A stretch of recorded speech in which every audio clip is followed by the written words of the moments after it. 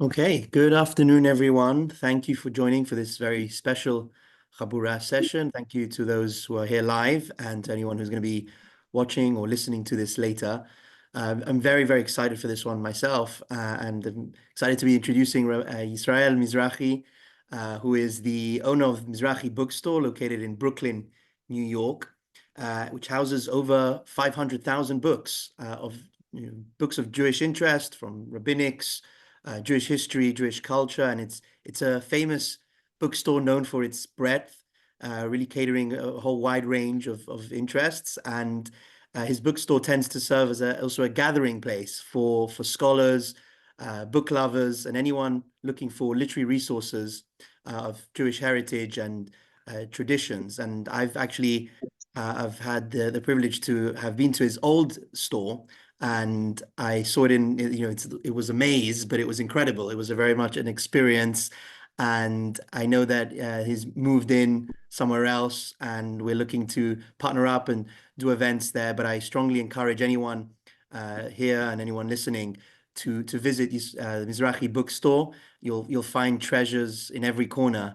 And I'm really, really grateful for your time, Israel. I know it's in the middle of the day and you have customers and business, so we really appreciate that you have taken the time to share with us.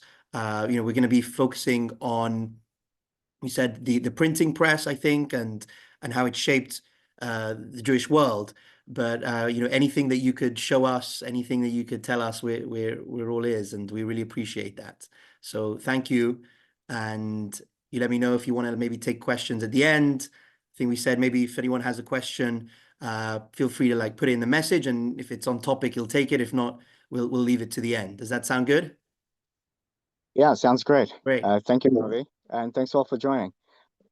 So, I'm not a scholar by profession, but being around books, so you pick up some things along the way. And to me, the printed book is a lot more than just information within it.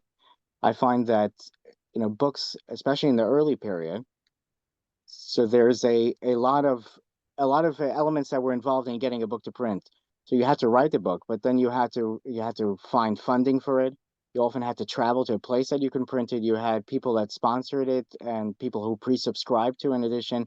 You had in the printing press itself, you had totally different professions. You had people that would mold the letters and people that would then make the paper, or the people that would then lay out the letters, the typesetters. So these are all people that can influence the actual end result in their own way. And just the concept of printing in general, and the way things became standardized and widespread, had a lot of influence on things that people might not necessarily think in a natural way.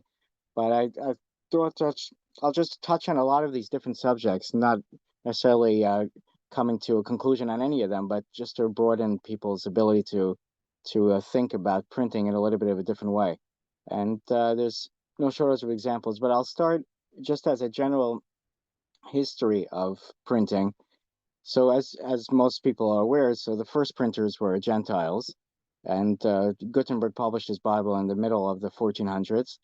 The Jews were a little bit late to the game, but not by much. So the first 20 years of printing, let's say from 1454 to like 1470 or so, as far as we know today, now we don't know as much as we would like to know because it's been a while and a lot of things got lost over time, but we're assuming there were about 300 or 350 general books published until the year 1470, which was the first year. 1469, 1470 was the first Hebrew books we're aware of that were published. There were three or so published the first year. And between those three, and so they're either Ramban or the Rashi, those classic texts were generally the first things printed. So by the time Hebrew printing became a thing, printing all of a sudden was at its height, at its boom.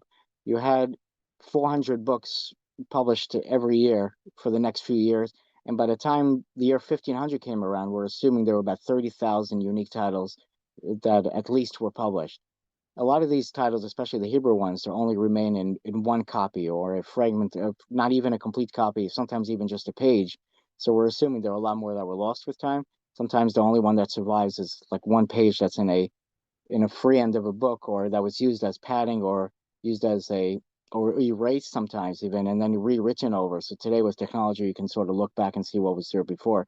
So there isn't a complete information, but we know that by the time printing became a commercial success, the Hebrew printing also became very important, particularly in Italy and then in Iberia and Portugal and Spain until the Girouche, which ended that occupation, but also had a huge influence on where printing continued because a lot of the printers that were printing in Spain and Portugal were the founders of other printing presses throughout the world. So just to understand the access to the printing press, there was a lot of regional limitations and influence. So Italy was the center of printing, even though Gutenberg was further north, and Germany had a lot of the first printings, but Italy was the center of printing. And in the Ottoman Empire, where a lot of the Jews resided, particularly in after the Girouche, where the Ottoman Empire controlled most of a big chunk of North Africa, and they almost got to Vienna a few years before, so they were in a lot of Europe too. You had a lot of Jews in the Ottoman Empire. The Ottoman Empire, we're not really certain if this is scholars are still debating if this is an actual law or just a cultural thing, but there was no printing in the Islamic world for centuries, except for a few exceptions. The first book that we know of that was printed in Turkey or in Egypt or in Morocco were all Hebrew books, even though the Jews were a minute amount of the population. So the Jews were very active in printing in these places, and you have a lot of Jews that were involved in printing because the Jews were a literate community, but the Muslim population, the belief is that the printing was viewed as a desecration of the words of the Quran. So if the Quran wasn't going to be published, that would that eliminated a lot of the uh, commercial viability of printing. So the Jews would be the first ones to publish. So when publishing started in a print form, you all of a sudden had a lot of halakha questions that came up. The obvious ones are: is printing considered writing or not from a halakha perspective? So today it sort of became a new question again with silk screening printing. But original printing, there was a real question: can you write a Sefer Torah via printing, or can you write a get on a printing press, and is it valid? Or haftarot that traditionally were supposed to be written in by hand. There are the poskim give an exception because they say that it's not really possible for every community to have a handwritten haftarot, but in theory, these things should have been done by hand. So now we have a printing press, and they were trying to decide even something very basic like Geniza is a book required, a printed book required to have the same sanctity as a manuscript. And oftentimes the answer was yes, but a lot of times the answer was no, surprisingly. You had quite important figures like the Rama Mifano that viewed a get written on a printing press, if it was done by a Jew, to be a valid get, that you can print things and it has the same sanctity as a Ktav Yad. But the one thing I'm trying to get to is actually the idea of printing being better or worse than a manuscript. So today we have this idea that anything that's in manuscript and it's old, it's got to be better than a book, and oftentimes it is. But when printing was done correctly, we find that a printed book can actually be much better than a manuscript. For example, we have like the first edition that was a complete edition of the Talmud that was published were published by a Gentile by the name of Daniel Bomberg, and he was a Gentile originally. Where as far as we know, he was a rug dealer. He was a wealthy man who founded. He had some liking to Jews and to Hebrew most likely, but he was for commercial purposes. He founded the first major operation in Venice to publish the Talmud. He published the first Yerushalmi also. So we see that he was able to print something that was better than the manuscripts he used, because he used a few different manuscripts. He also had a few individual volumes that were published prior from the Cincino printing that was done a few decades prior to him. So he was able to produce something which was most likely better than the individual manuscripts that he used. There's a lot of other books that were published. So you can take something like Rabbeinu Yoham, which was first published in the early 1500s, which we know today is a corrupted version of the manuscripts that we have access to today. So not always was printing better, but a lot of times, if the printing was done correctly, and you had access to the right manuscripts, you had a lot more people involved. And when you're copying a manuscript generally what happened was you were copying from a prior manuscript. You had one manuscript in front of you, and either you liked the text and you stuck to it, or you felt that there were changes necessary, so you made them on their own, which often were not better than the original. But there was no unified correction that was being done in the process. So generally, one manuscript being copied from another is going to cause more mistakes. When you have a printing operation, you can have 20, 30 people working in the same place. Somebody will pick up the mistake if not you. So that led to a lot of times perfection of text, but in smaller presses or in smaller operations, it often was the reverse. So there are also, again, like we said, regional influences. So people that lived near printing presses had access to print their books. So you had people that at the same time could write comparable works, or people even that earlier had written works that were printed. The famous examples are of Yosef Karo. So he wrote his Pirush, the Bet Yosef, on the Tur, which is his classic halachic work, which preceded his Shulchan Aruch by several decades in being written. And when it was first published, it reached the Ramah, the Moshe Isserles in Krakow, and seeing the work that was done, which was very similar to his work, Dakeh Moshe, which he was in the midst of writing, he halted his work, feeling that it was no longer useful. So just a few decades prior, if some other person wrote a manuscript that was comparable to your work, it's like, so what? He's living in Tzfat. Even if the manuscript reaches Venice, I'm in Krakow. It's a different social world and different trade routes. It's not going to really affect to where we are. But the printing was allowed us to standardize the text that people are learning, and all of a sudden everybody's learning the same thing. Especially when you had a place like Venice, which had connections with a lot of different parts of the world. Like even North Africa was sending books printed to print there when they could. So you had a lot of different things happening. So the Shulchan Aruch being able to get so far so fast. In his own, the Shulchan Aruch is also an interesting example because Yosef Karo was actively involved in the publishing himself. We have extant a record of a letter he sent to a rich person in Egypt to request funding for the printing of the Shulchan Aruch. So that sort of person is sort of forgotten, but he was the person that funded the Shulchan Aruch. So that allowed, you have the connection of different places and people here that are allowed this printing, but the Shulchan Aruch also reaching the Ramah at the same time as it being published also allowed the Ramah to then add his Hagahot to it, which has been appended to every edition since 1570, which was only 5 years after the Shulchan Aruch was first published. So now I think the printing press allowed the Shulchan Aruch to become a universal text, because even the Rav Yosef Karo himself, if you look in his Magid Misharim, which whatever you make of it, you can definitely see what he thought of himself. So he writes there that the Magid told him that he would be the Sar, like sort of the leader of the Jews throughout Arabstan, throughout the Arab world, which I guess would be equivalent to the Ottoman Empire. So even he would not have fathomed that it really would have become universal, even in the Ashkenazi world. But because the Ramah was able to append his writing to the Shulchan Aruch, or Yosef Karo, he was able to then make the text usable for Ashkenazim as well. So in a way, it sort of diluted the importance that Yosef Karo wanted to his work. That'll be the final word.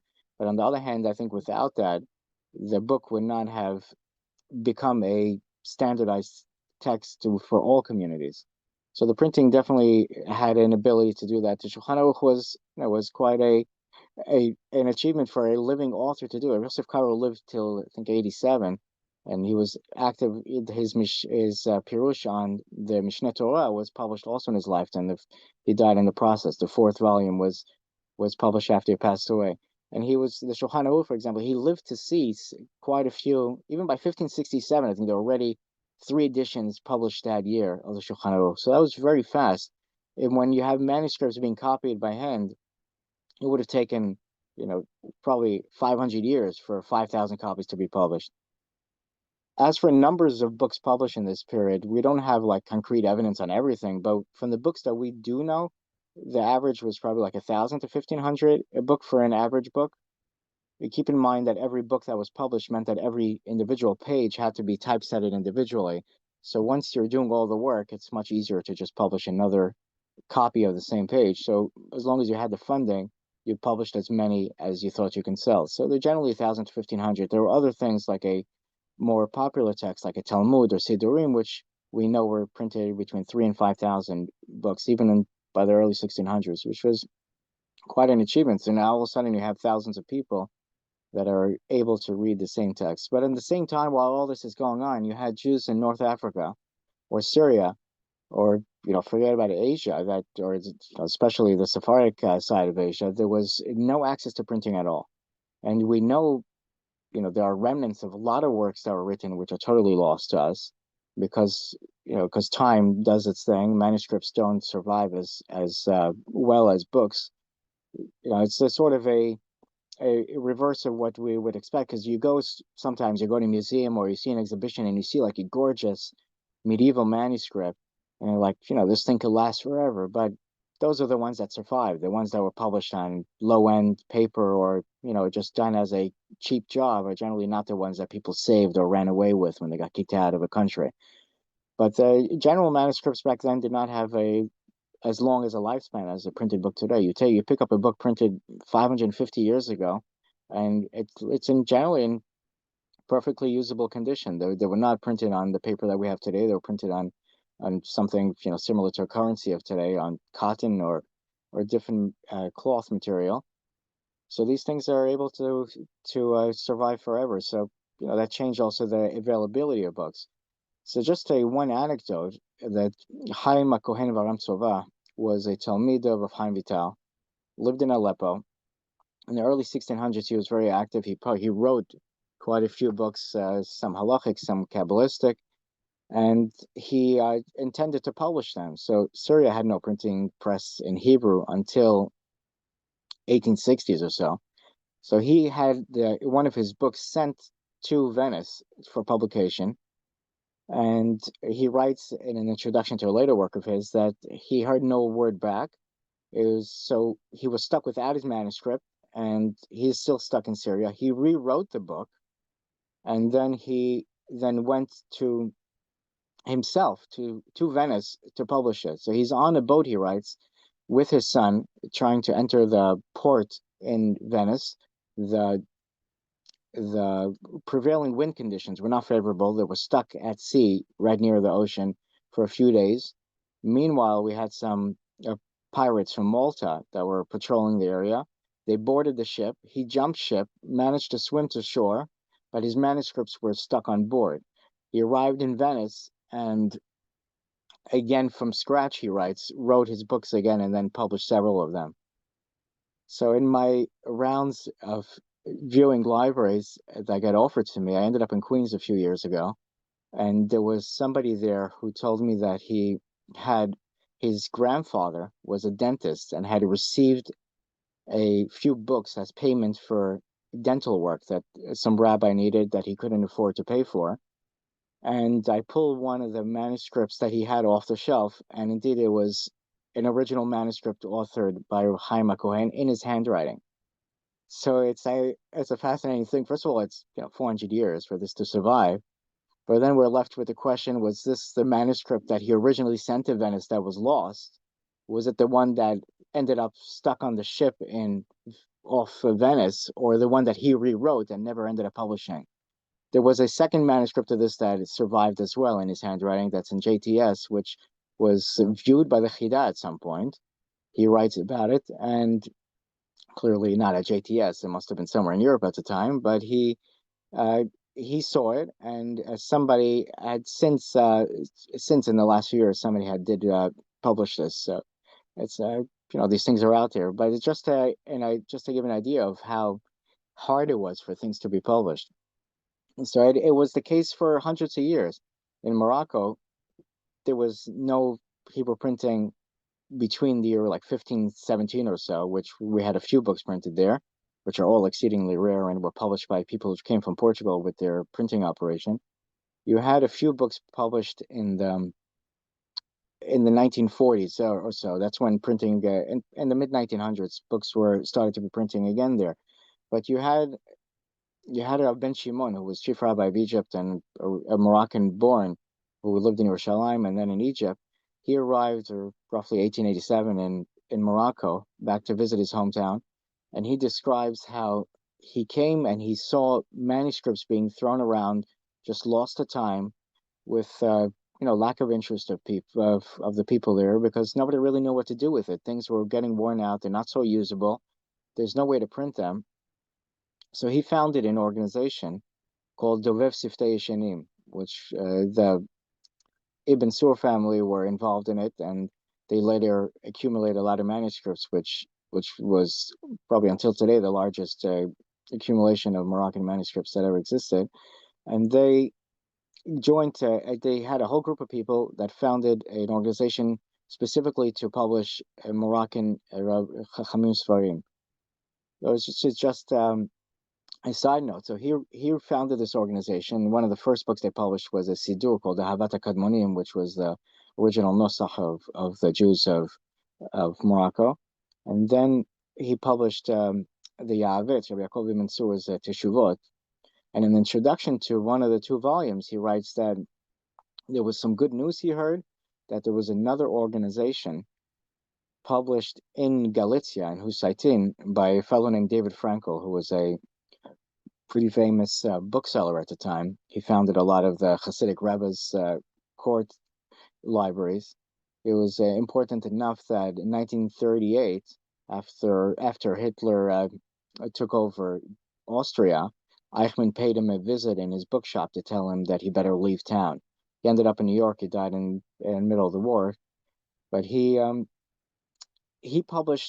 also founded an organization in Galicia with the same name, the Dovev Siftei Yeshanim, with the idea of publishing works of Rishonim and early writers that were never published. And he also published a few things. So the two organizations became aware of each other.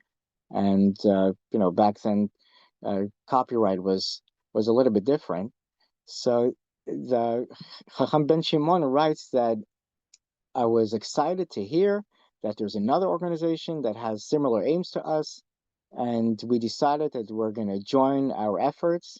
But being that there's an ocean between us, so we'll each become members of each other's societies, which they did. So in other words, he became a paying member of a society with the same name as in the other side of the world, which seems like a little bit different than things that work today.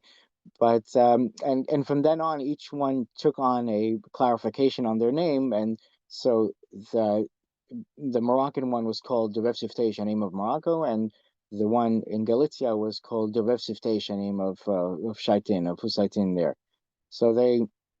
But this is even, you see, first, this is like the first attempt to actually preserve text. So what happens is you had works being written in all this time, but the influence was just not there. Even something like the Vilna Shas, which was published in Vilna, which is sort of standard for every text today, somebody had to decide what went into the page, and somebody had to decide what went to the back of the Gemara, and that's pretty much still the case today. There were a lot of efforts to sort of change that or rectify that, however you want to see it, but it's almost impossible today after standardization. So you had, for example, somebody like the Rashash, or the Ashkenazi Rashash, Rashun, who wrote his Hagahot that were appended to the Vilna Shas. There was another rabbi locally in Vilna who was offered to do the same idea that the Rashash was then done, to write Hagahot on the Shas, but he refused to do it for free, which the Rashash was willing to do. And today he's forgotten and nobody remembers his name. So the ability to print your thing it creates your legacy. One other theory I'm just going to throw out there, which I don't really have a way to confirm, it's just probably going to take more more effort than I have. But I was, the North African and Middle Eastern prayers, I think, are a lot more communal and responsive singing or just joint prayers out loud, as opposed to the Ashkenazi, which oftentimes you'll have, the prayer leader say a few words and then hopefully say the rest in a low voice, and then they just join again for the last few words. I think that a lot of that might be the access to Sidurim. It's an amazing thing that there was, like the Mahzor Aramtsova, for example, was published once and in 1520s, and then there was never another edition published until 30, 40 years ago of the Nosach of Syrian Jews. And so you have an entire congregation which either they have a manuscript or they're just doing it by heart and joining the Chazan and saying it. So I think that might have been an effect on the way tefillot are led in congregations even today. Sometimes these effects are long lasting. Then you have entire fields that were not really studied widespreadly, only because of printing did they become more prevalent. Kabbalah is one obvious example. The Zohar is almost never quoted by any of the later Rishonim, even though the Zohar, was already around for 700-800 years, but you almost never see it quoted. There's a lot of attempt to try to show that some Rishonim had the Zohar or didn't have access to the Zohar, but it was really a nahalat aprat. It was, if you were Mekubal, you were involved with that, but a Pashtan was not. Somebody that was not interested in Kabbalah was not using the Zohar. The Zohar was first published only in the middle of the 16th century, and almost immediately the Zohar becomes even like a halachic text. People are quoting it everywhere, and there were several editions published, right after another, two within a few years of each other, and you have, the access to Kabbalah everywhere, and that led to a lot of different things. And if you want to be bold, you might say that the whole Shabtaut movement might not have existed if Kabbalah would not have become a popular cultural awareness thing, if not for people having the access to these texts, which originally, when it's in manuscript form, somebody has to give you the manuscript to copy it, or copy it for himself. Not too many people would have allowed a random stranger to do that. But with a printing press, the book is printed. If you have the money, you buy it, and that allowed anybody to access something which until then was supposed to be only for the elite. And once you have an entire population that's able to learn this text, it changes a lot of things. Another excellent example, I think, is the Yerushalmi. There's almost no use of the Yerushalmi in the general population at all. The Babli was what was studied. The Yerushalmi was neglected, and the first edition of the Yerushalmi was adjacent to the Talmud that was published by Bomberg. And it's a fascinating thing, as far as I know, and I may have missed something, but the first Pirush written on the Yerushalmi was done in 1540, about 17 years. It was published in 1540 and written in the period after the publication. So that means that there was limited access to Yerushalmi, to the point where nobody even thought or did write a Pirush on the Yerushalmi that was, that at least that it survives to today, until the printing press made it accessible.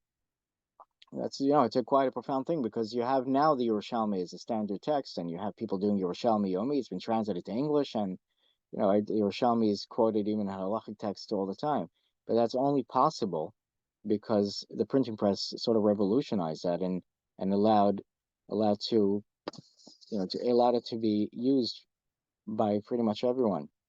The other thing that happens is now you have cities that have printing presses. So let's say Venice would be an example early on, but then you have Amsterdam, which was a center of printing. So we have a lot of examples of people that actually moved. So you had population shifts to be able to be near a place where they can print their books. You had, Moroccan rabbis or that would move to Italy, or later on, you had people like Buzaglo that moved to London, just to be able to be near printing presses, to be able to, people wrote and wrote, and they wanted their things to be preserved and be able to be published. So this was it caused also in population shifts. You have people now moving to parts of the world that just to allow them to be able to print. Another thing which was really interesting was that you had now people that were bringing manuscripts to these places. So it seems like we have a concentration of manuscripts that we know that for a long time were in places that were access that had access to printing. So the best another thing that we have to keep in mind is that the Muslim world didn't really have many, or if any, major libraries that just accumulated stuff. The Library of Alexandria was put to an end when Islam took over the region, and until recent times, today, like in Dubai, you have major Hebrew collections, but in for a long time you didn't have any libraries there. So even if there were manuscripts that were being preserved in libraries, a lot of it was ending up in Europe, even if they were written elsewhere, because that's where things were going to be published. And pretty much all the medieval manuscripts that we have today, all the early manuscripts, even from 15, 1600s, almost all that is European or Middle East, Eretz Israel based. Those are people that had access. So the people also that were mostly in the rabbinic world, the people that were traveling most often for hundreds of years were the shadarim, who left Eretz Israel and went throughout the diaspora, as anywhere there were Jews. This was like, the precursor to Chabad. You had shadarim that were leaving Eretz Israel for 5, 10, 20 years at a time, and with a few examples forever. And the Abraham Yari has a list of hundreds of shadarim that died in Chutz La'aretz in the process. But some people, like we know, Chacham Maman went to Bukhara. I think it's the last decades of the 1700s. He discovered a community there that desperately needed a rabbi. He stayed. He trained an entire generation of Chachamim, Shohatim, Mohalim, and left his original family, his wife and kids in Jerusalem, remarried in Bukhara, and had a whole population descendant from him that still exists today. I've met the Bukharan Mamans. But these people were traveling the world. So one major influence they had was bringing this minhag Eretz Yisrael, or minhag Yeshivat Bet El, or minhag Mekubalet Tzfat. So you had things like Lechadodi or Hakafot. These were things that mostly came out of Tzfat, out of the Kabbalistic side of Eretz Yisrael Jewry. And when somebody came from Eretz Yisrael and they say like this is a minhag from Eretz Yisrael, this had a big influence on the communities they arrived on, and it was much easier to make these minhagim universal. And once these things were reaching a place that had a printing press, they were published, and these things survived for pretty much until today. These things were become universal minhagim due to these shadarim being able to reach printing presses. If you look in most books published in Europe in 1700s, for example, I think I could be confident to say most books have a relationship to a shadar coming from Eretz Yisrael. If it's not the manuscript coming from there, it could be the author. A lot of shadarim felt that they're already going to Europe, so let me do another mitzvah or publish my own book or publish my father's book, my grandfather's book, or my Rebbe's book. There was a lot of that going on. And the other thing was the shadar is already going around collecting money. He can append to his job another thing he's collecting for, which is the book that he wants to publish. So a lot of these people would end up stopping off in, let's say, Amsterdam, sticking around for a few years. The Chida did that, and they published their books, and then they would move on, or they would stick around, or continue or go back to Eretz Yisrael. But there's a lot of examples. You can see even books published by local authors in Amsterdam. The haskamot that they're getting are generally shadarim that are visiting, because you're the rabbi of the city who's going to give you an haskama, but you don't need an approbation for your book. But if somebody's coming from Eretz Yisrael and he's an outside figure, you'll often see over the span of 3-4 years that the book was prepared for printing, you can see a few different haskamot from different people. While we're on the mentioning haskamot, a haskama or an approbation started off as a result of printing. In the manuscript period, you would have a manuscript that you wrote, and it's yours. If somebody's going to copy it, he basically has to have access to your manuscript. If you authored a book, there wasn't so much a copyright issue. If you wanted people to have access to it, you allowed it. If you didn't, then you kept it in your house. Printing revolved around a huge investment. and a financial burden that oftentimes was very flaky at most. And the biggest fear was, even if a book was a success in readership, if somebody else published an edition too close to yours before you had a chance to sell yours, you would have a financial loss. So the concept of haskamot came about, that you would get a rabbinical permission to publish, to not so much to print it, but a guarantee, sort of like a cherem, that nobody else can publish the book for a certain amount of time until your stock is sold. So it could be 5, 10, 15 years. There are variant versions of the Haskamot that were given, but generally the original Haskamot were just sort of a copyright issue.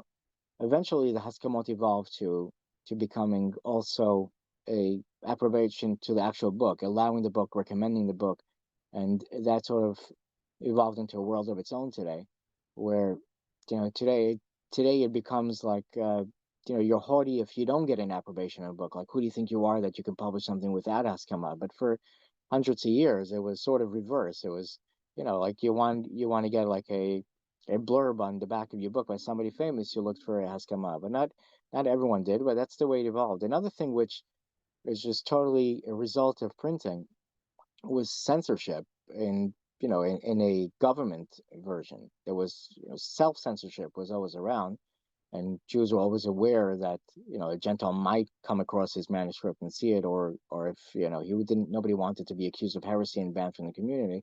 So there was always some self-censorship going on. But the guidelines set by the government that imposed rules on what you're allowed to publish and to have it pre-approved by a official government censor was a result of printing, first by the access that the Gentiles had to it in the general government, but also a lot of it was a result of internal fightings by printers.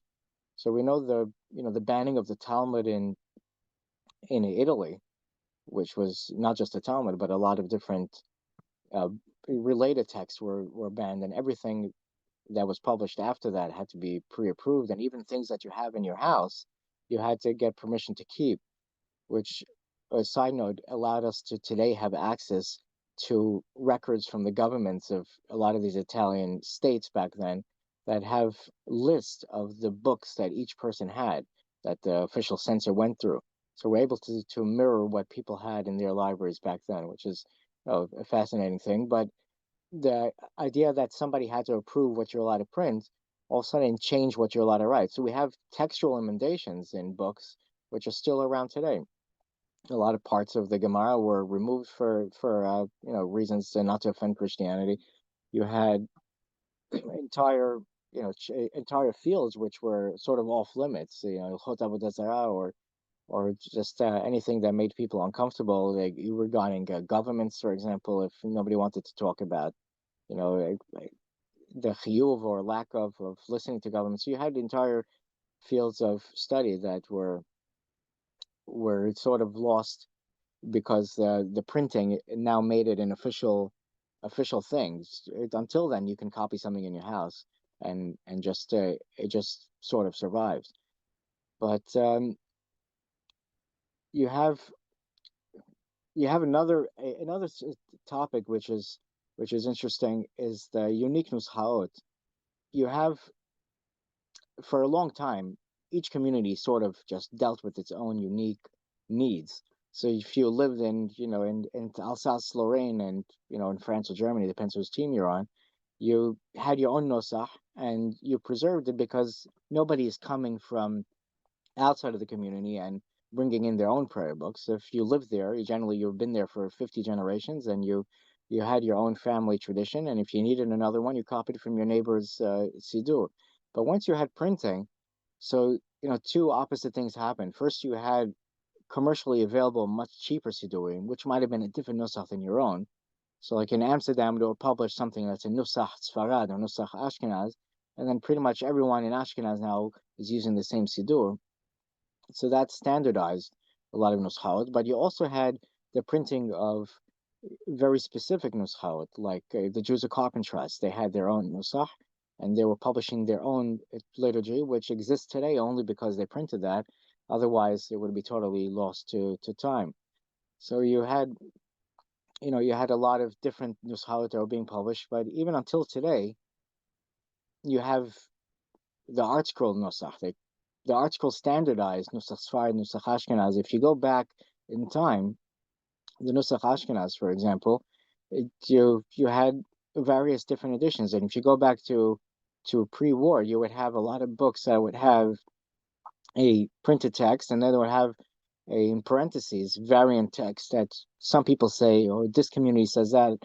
But once it became commercialized in the new, in the new generations now, when you have every siddur is the same in every synagogue you walk into often, even the ones that are different are just commercially different. They sell to different people based on the color of the bindings.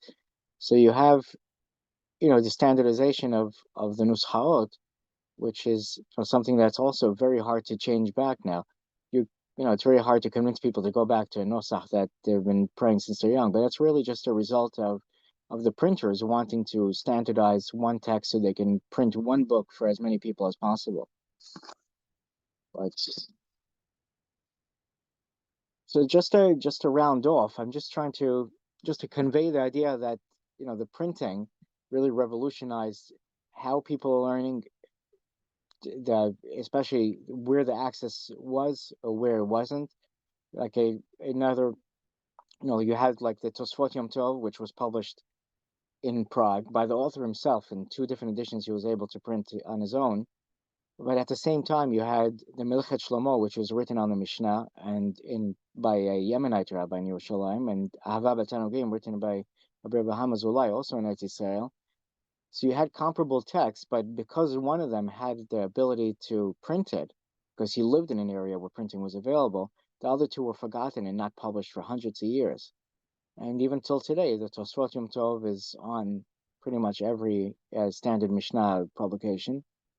The other ones were lost. So they had a real influence on how people are learning and what people are learning. And oftentimes, because it's regional, so you can have a outsized influence of a European or oftentimes Ashkenazi style of learning, which may be better or worse, but just different. But if you didn't have access to your type of learning to be disseminated, then it got diluted with time, and oftentimes today there's very little record of even how people learn because we don't have access to their writings. So it's it very much it also popularized the ability. And we're pretty sure that literacy was much influenced by the ability to buy books for much cheaper. We know that literacy rates among Jews was always higher than the general population, but when printing started, it became standardized. But again, much more in countries where it had access to printing. In North Africa, where we don't have access to printing much, illiteracy was prevalent even among men for many years. So it really allowed. So I think the ability to print allowed more people to study. There's a lot of influences why in Ashkenazi countries you have the idea of just studying for the sake of studying as opposed to just for rabbinical purposes. Generally, in the Sephardic world, it's just over simplifying it, but generally, if you were learning, the idea was to then serve as a learning full time as an adult. The idea was to eventually use it in a rabbinical position. The it was a nachlata prat. It was basically somebody that had to be pretty dedicated, and the books were less prevalent, so it was limited to who had access to it, which was less people. So you had to be, from the select few to do it. I think that was at least some of the influence. Clearly, there were many others, but just because I mentioned it, I'm going to throw another theory that's out there. I think the business that a lot of early Ashkenazim had was a money lending. We know was sort of forced on the Jews. Not that they complained about it too much, but it was one of the few things they were allowed to do. But money lending is a type of profession where you're not necessarily active all day in the field or in the shuk where you have to be at work all the time. which sort of allowed you the luxury of just studying for the sake of studying. And in a population where everybody is sort of expected to work all the time, which was true outside of the Christian world, where you didn't have this segment of the population. You were you didn't have the ability to study just for the sake of studying, which again sort of required you to have a financial outlook on learning, which required you to have a rabbinical position, which could be that's part of the ramifications of how the Ashkenazi learning style changed too, because they're not necessarily learning because they want to learn how to be posek she'ela on ilchot shchita, or try to, or a milah question that comes up. You're just studying because intellectual pursuit, or just for the sake of Torah lishma, just for the sake of studying. But yeah, so just trying to broaden the horizons of how people view printing. That's really just the purpose of the talk. We can take any of these things and into full conversations on their own. But if anybody has any specific directions you want to take this, I'm happy to hear. Thank you so much, Israel. I mean, absolutely fascinating, and thank you for sharing the such like vast knowledge with us. I think helping us appreciate the importance of printing and look at the history and the art really of publishing and bookmaking and all the effort that goes behind every book that people take for granted. So just one question, which I think is very relevant to what the last point you said. I imagine that the first printed books were not really affordable for most of the population. When did they become more easily accessible? The question on the chat. Well, it was gradual over time, but I think I mean, a few things we can take into the calculation.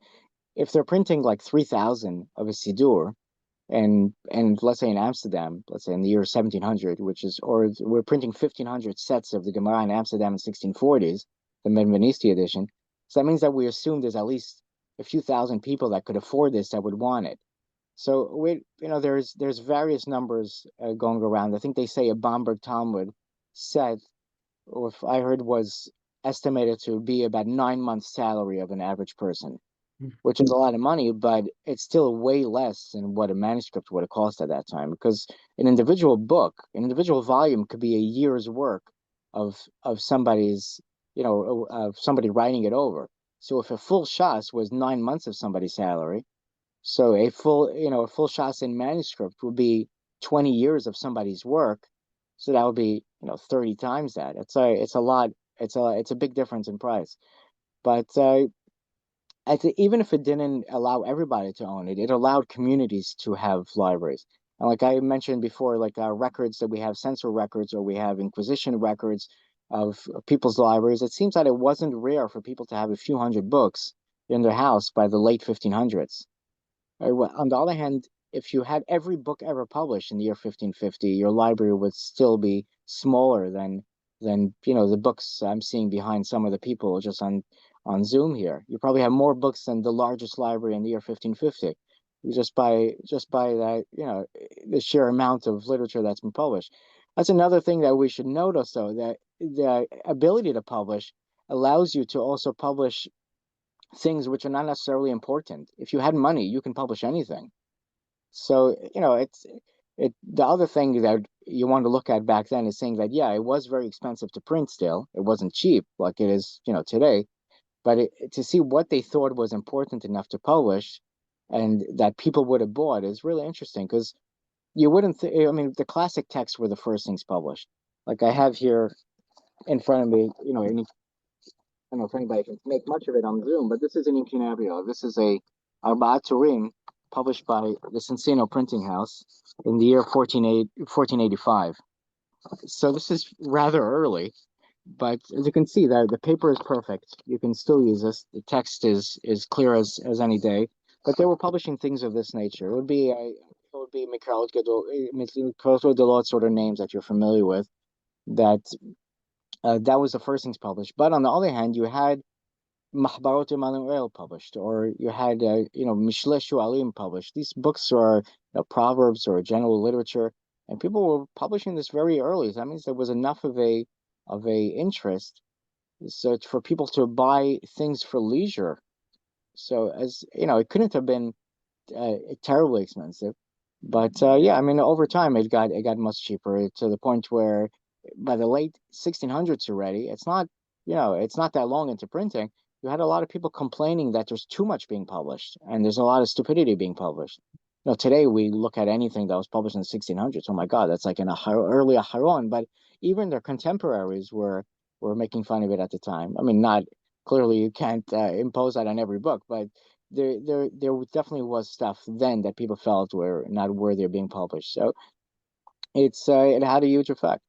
And by the time the late 1800s came around, if you lived in Eastern Europe and you didn't publish a book, you weren't, something was wrong with you. A publisher perish started before academia, clearly. It was in the rabbinate too, and people were publishing their sermons. Sermons is a weird thing to publish because generally, I mean, how many sermons can people borrow from you already before people catch on? So it's a limited audience. It's basically, the people that already heard the sermon are not going to buy it. But you have like American Rabbanim, everyone was publishing their sermons. You have hundreds and hundreds of them published, between 1900 and 1950. It was inexpensive and it was a way of preserving your legacy, and people were doing it just for the sake of doing it. So but even in this time, it still was quite an effort. Every individual letter had to be carved and and pub and then put on a plate, and you needed a typesetter to be able to read it, invert it, and then, it was a lot of effort, but it was definitely not something beyond the means of your average person. It's a Thank long you. answer to a short question, but yeah, I think we touched on some parts of that. No, that was amazing.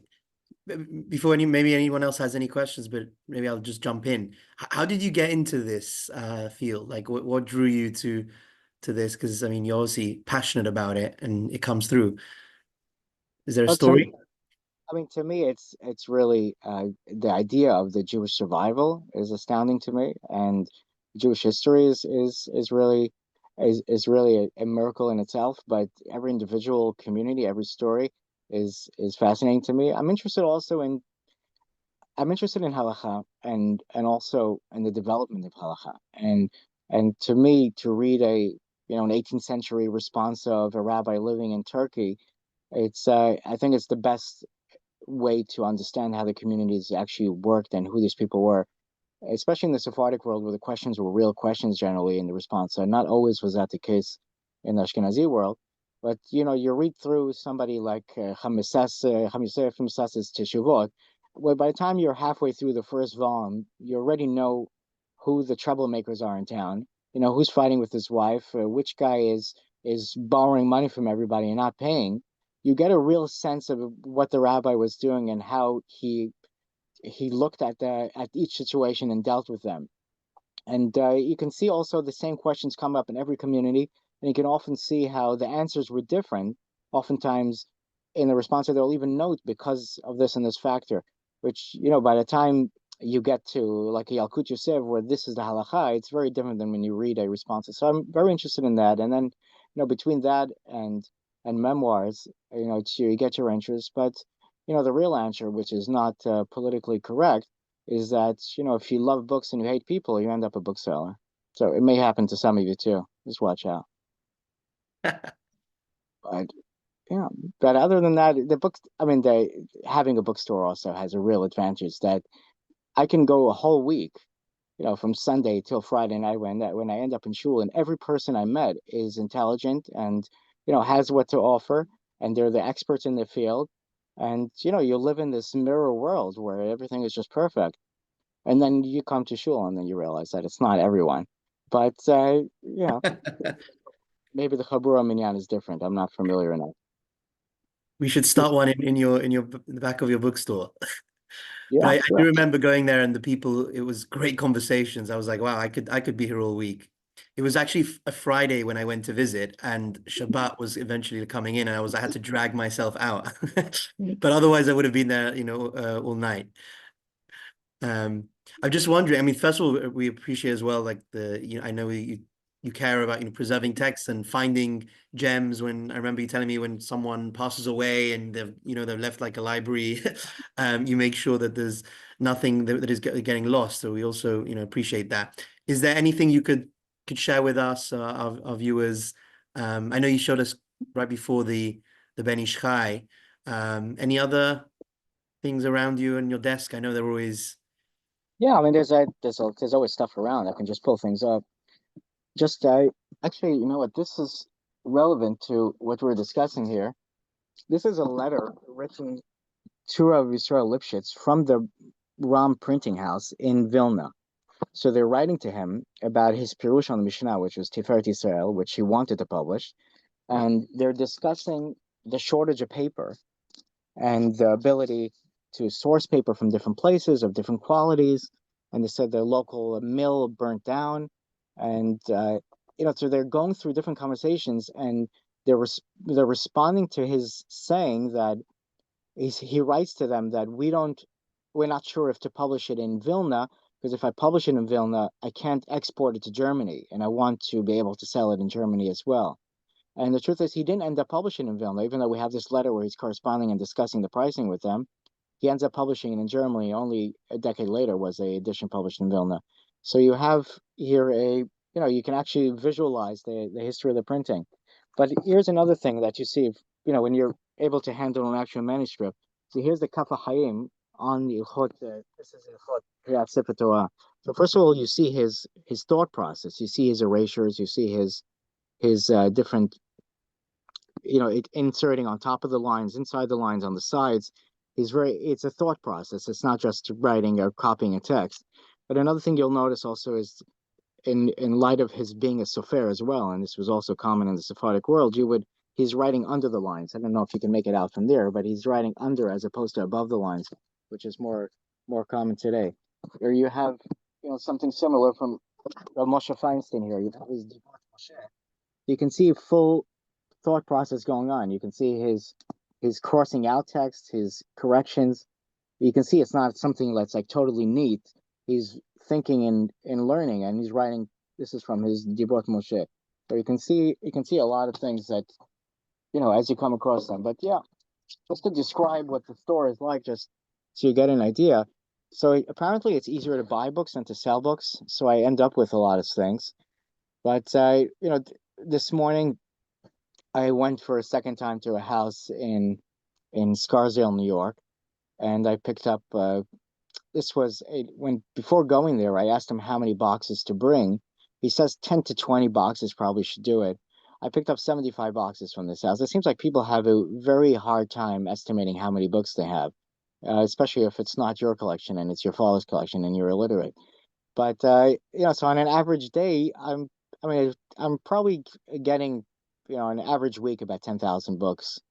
So you're sorting through it. Not everything stays, and a lot of things goes out right away, and a lot of it is duplication. But this specific collection, for example, is all related to Eretz Yisrael, specifically travelogues in different languages. So these are different people traveling to Eretz Yisrael in the 16, 17, 1800s, 1900s, or just Jewish people traveling to other countries.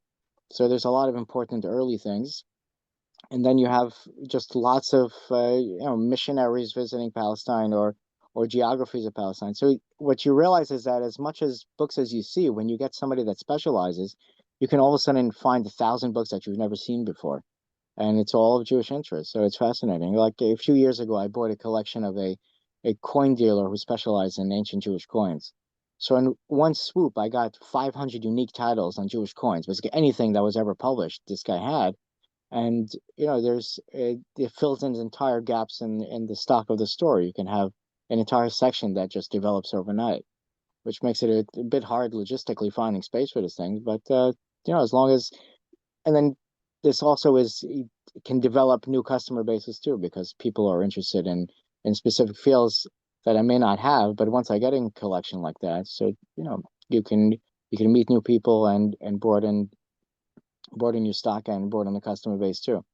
But yeah, it turns out that there aren't that many people that are willing to work themselves to death, and pick up books at random hours at people's whims. It's like this, for example, this time where I went And this is like an average scenario. The person died 2 years ago that had already sold the house. They have until Thursday to get it out, till next Thursday to get it out, and they decided to call me this week. They had 2 years to deal with this. But so oftentimes you're running around, trying to squeeze into people's insane schedules, and and it's for a lot of physical work too. So there's a what I find though that there's a lot of good material still out there. I have this fear that it's the last generation where that's really true, because the young people are not so much hoarders like the older generation, where they're often born and then married and lived in one house for 70 years and never threw any paper out. So that's that what's viewed as one person's papers could be often very important historically to other people and to preserving stuff. I once bought a collection in a Connecticut, in somebody's house. His ancestor was involved in a synagogue in the Lower East Side, which was in Manhattan, which was one of the wealthy German community's synagogues. And the synagogue no longer exists. It merged with something which eventually became Central Synagogue. But this was laying in somebody's house for, I don't know, 100 years at least, since the synagogue closed. And it had in there, all the minutes of all the meetings of the community. And you have like insane things, and you have, every list of every person that was there. And we have all this information, genealogical information, every birth in the community. And these are important German banking families also, that people might recognize a lot of the names. But this was totally lost, and just lost to history, sitting in somebody's house. And if you make 100 house calls, you might find these things eventually. On the other hand, you have the flip side. A lot of people think that anything that's published, in the year 1900 is worth something. The unfortunate situation is that it's not. There's a lot of, a lot more material than customers at the moment for such things. So generally, for a book to have value, it has to be a first edition of important work, or you know, maybe published nicely or published in an interesting press. It has to have a story to it. So not everything. Age is a factor, but probably the least important factor in the value of antiquarian books. But it's out there. So what happens is there's a lot of books in the store that come in. We sort them out. Some things go online. Sure, I recognize a lot of you people out there that are buying, we're shipping books to you. I have pity on all the people that live in a city that doesn't have a proper Jewish bookstore, but maybe one day. But this sort of allows this place to become also a communal gathering for people that have interest, and there's a lot of great stories. And we now in the new store we had a few dates as well. People bring their dates to the store, so it's a good way to test the water to see how she likes your book habit. So let's see if it works out. But I think we're having our first wedding coming out of the store too. I had two Wow. two parents. I had two parents meet here who introduced their kids to each other who got married. So I don't think kids liked each other, but the parents were definitely getting along, and that led to a wedding too. So it's very odd, because you can know people but not know their intellectual interests until you meet them in a setting like this. I had a person walk into the store years ago. I know him for 20 years. He sits next to me in shul. And it turns out he's like a world's expert on Judeo-Arabic. Like, I have no reason to find that out. Nobody in synagogue seems to care about that. But all of a sudden he walks into the shul. I'm like, I know you. And, you develop a relationship. And then also it allows me to put him in touch with other people with similar interests. So I love to do that. Sometimes it doesn't work out and people hate each other. But generally, if I find people of similar interests, you know, academics can go both ways. So a lot of them are very protective of their field, and they're supposed to be the only ones that know anything. But a lot of them are very nice, and they want to know other people that are interested. And there is I find that people are very generous, if not with their money, with their knowledge. And if you're genuinely interested in their topic, it's great to put the two people together. And there's thousands of anecdotes like that. I had a book published that somebody published recently. And I said, why doesn't this other guy write an introduction for you? He knows the subject. He didn't know him. I put them in touch with each other, and they just published a book. And it's a joint effort of two people that I put together. So there's a lot of that. There's manuscripts that I found which were able to be put into somebody's hands that was able or willing to publish it. So there's a lot of that going on. But it's really, there's not that many people that are willing to work with the lower end. The average price of a book in the store, despite all the grand things I'm showing you is, $10 for $15 for an average book that took somebody probably 5,000 hours to write and $50,000 to print, but you can get a copy for a few dollars, and it's an amazing thing. So to ask if printing affected the price of books, it did. You can get books for free. If you let me choose what books you get, I can give them to you for free. And So yeah, for those who want to learn more about the store, what's the best way to like ex to to find it and to explore your collection? And well, I mean, if you come in-house, there's about 200,000 books are probably accessible just for browsing. There's another, a big chunk that's online, and the goal is to get as much as possible online. And then there is the backlog. We don't talk about that. But there is like, yeah, I don't know, 100,000 books that are in boxes. These are, people that spent their life collecting the books and then waited for me to buy them. And I'm waiting for the time to catalog them. But, we're catching up as fast as we can. And thank God I have good help.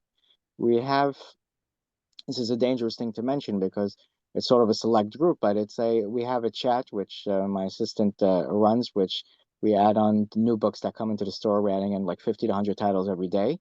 So, it's a pretty straightforward system. People thumbs up and we ship out the books, next day or the end of the week and it seems like it works. It's a weird thing to me, but there are totally different populations of people that are buying books online.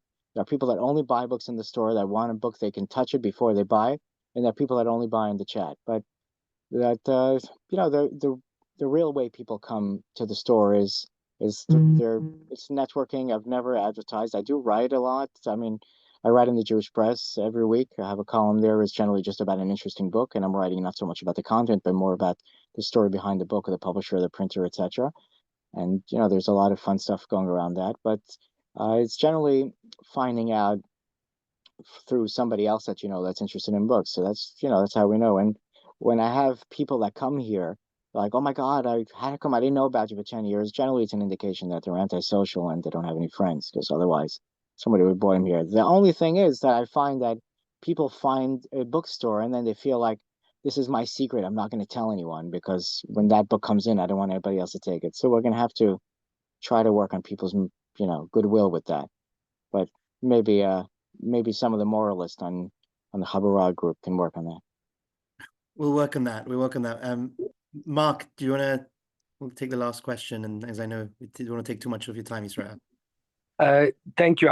I'm not sure if the question in the chat was asked about what you do with was Elisheva's question. I'm happy for her to go first. I can defer mine to another time. Go for it. Go for it. We have you on. Yeah. I'll go ahead in any event of this time. That was very fascinating. Thank you. I'm actually looking for specific books, so maybe we could take that offline. But my question is just, what do you think the impact of the internet, Sephira, and public works has had on the quality of Torah coming out in today's kind of Torah learning, and compare and contrast that with how the printing press, what impact did that have on the quality of Torah coming out during that period in medieval times compared to the earlier Rishonim, to the quality of Rashi and the Rambam, who obviously didn't have such a wide database that has grown exponentially over the centuries? Yeah, I hear you. Interesting. I mean, there's a few parts to that, but first, as what is being written. So history has a perverted a sense of what was in the past because we only know what survived, and generally, the better the book it's like people say all the music in the '50s was great because all they put on the radio now that's from the '50s or '60s is going to be the best stuff. All the stuff which was of lesser quality is forgotten. So we don't really know how much bad Torah was written back in the day. But clearly, I mean, the way I see it, the internet is sort of just an extension of cheap printing. I mean, there's, the official records now are that there's like 25 books being printed a week in Lakewood, New Jersey. A lot of it is due to places like Alizayat. I don't know if I should make a free advertisement, but basically they're like an in-house publishing house. You can even just come over to them and tell them, hey, I have this idea that, maybe demons are descended from Lemech, and what do you think about that? And can you write a book on that? And they'll write the book, put your name on it, they'll do it all. It's all in-house. So it's really, that's print. But the internet is sort of just an extension of that. It's like any thought you have, just exists in the internet. But I think the key, it would be what survives in 20, 30 years. Even on the internet, things are lost very fast to time. Like nobody's reading blogs from 30, 40 years ago, not that long ago, but even 10 years ago. Their blogs are forgotten very fast, and it's only the real quality stuff, which I think, like eventually I printed in books. A lot of books, like my friend, a Gill student, just published a book. It's basically just based off things that he first wrote on the internet. But in order to do that, you have to sort of rewrite it and just put it in print. But I think the better stuff are going to be printed, and the rest of the stuff on the internet is going to be lost. As to access for information online, so it's an interesting thing. I think it just sort of took over what libraries were. It's a weird thing, but like researching in a library is not so much a prevalent thing anymore. Used to be, that's the way everybody did anything that they wanted information. You went to a library, not just in the rabbinic world. I mean, any information. You wanted a map, and you wanted to know how to travel out west, you would go to a library and look for information. Today, everything is online, so the way things are being researched are a little bit different. But I think the people that were buying books then are still buying books now. Instead of the people that were going to the library then are going online now. I don't think it influences as much as people think. There are other advantages that we have today that we didn't have then. There in general, I think there's more wealth, and the books are cheaper. And if you want a book, the internet it's made it so insane that you can click a button and you have the book in your house the next day. It's the weirdest thing. No, 30 years ago, if you wanted a book, it's not that long ago, even 20 years ago, if you wanted a book, you had to call every bookstore in town. Either they had it or they didn't. And if they had it, you had to pay whatever price they said, because how else are you going to get it? Today, you can order a book from Israel and you get it three days later. Or, I'm shipping things out. I shipped out today to South Korea. I shipped out a book to Dubai earlier in the week. There's people anywhere can order Hebrew books, and they can have information in their hands in no time. So the internet is, I think it just equalizes the opportunities for everyone. Also, if you lived in a place and time where you had no access, let's say you were a rabbi in Edmonton, chances are nobody locally had an extensive library. So today you can, due to the internet, access the information online, but you can also order the books online. So either way, I think it's an advantage. But yeah, the quality, it's lesser quality, but I think it will be lost to time. That's my sense of it, which is what happened even in print. How many books were published in the 1900s that will never be republished? Nobody remembers them, and they're just lost. So that's just the way things are. Thank you. Thank you, Israel. And we'll share your contact wherever you want shared, Yeah, Israel. So for whether it's anyone who's listening. I'm sure people have access to Zoom. They have access to Google. You can look up Mizrahi Bookstore. I'm not. I'm not hiding. Okay, no, wonderful. One really last question. The Chabura have a new publishing house. Well, we have the Dad Press with trying to make, especially things that are not into English, translating into English, making it accessible. Is there a Chacham or thinker or rabbi that you feel is be worth republishing and translating? Anything on the top of your head? There was a lot off the top of my head, but I'm probably going to avoid it, not to risk offending the wrong people. But it's less and less over time. Thankfully, a lot of things that I like, even 10 years ago, I said, oh my God, should have been printed, are being printed. But it's a hard thing to justify financially, because a lot of the good stuff, if something is financially viable, somebody will publish it generally. The problem is you have a lot of things that are important, but if even if a book is like the best book on astronomy and Judaism, how many people are going to read that? There's not enough people to justify printing 1,000 copies or something, which is what it takes to make it just break even. So there's a nonprofit's ideas, but if something has to be financially viable, then it changes the scenario. And so unless there's a sponsor for it, then what needs to be published is not necessarily what's going to be published, and that's probably the way it's always going to be. And if it's financially viable, somebody will publish it, even if the book is, just a pulp fiction. Yeah, it was lost to time, but like in the late 1900s, there were thousands of pulp fiction in Yiddish published. There was a market. Somebody wanted to buy it. It's not necessarily great quality, but they wanted to reach. There was a Sherlock Holmes version in Yiddish. Max Stutzkoff was his name. I think it was Spitzkoff. It was like a Sherlock Holmes in Yiddish. there were, probably like 100 series published, all lost to time. There's like one copy left in Evo somewhere, but these things were published. Like I said, they were published. It's gone. It had its time, and nobody seems to care about them other than the occasional scholar. But that's just the way things are. Okay. Thank you so much. This has been amazing. We should have a series on this, maybe the travel logs to Israel. I mean, you've touched on so many different things. So we'd love to have you again. Thank you so much. It's been really enjoyable. And we'll be in touch about maybe doing some sort of Chabura event in Brooklyn. Okay, thank you all. Thanks for your time. Thank you everyone for joining. Thank you. Bye-bye. Thank you.